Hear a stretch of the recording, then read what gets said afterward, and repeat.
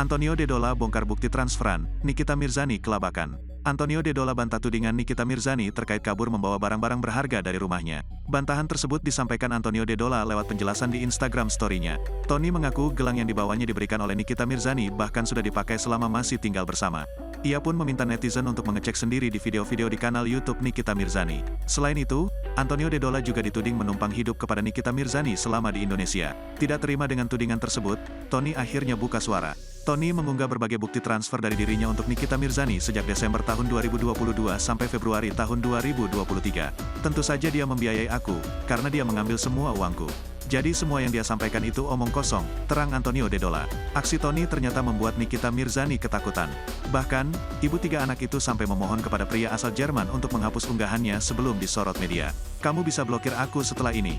Kita tidak perlu berkomunikasi lagi. Aku cuma mau kamu hapus unggahan kamu karena semua jurnalis akan memberitakan itu di media. Tulis Nikita Mirzani ke Antonio Dedola lewat pesan WhatsApp yang diunggah ke Insta Stories.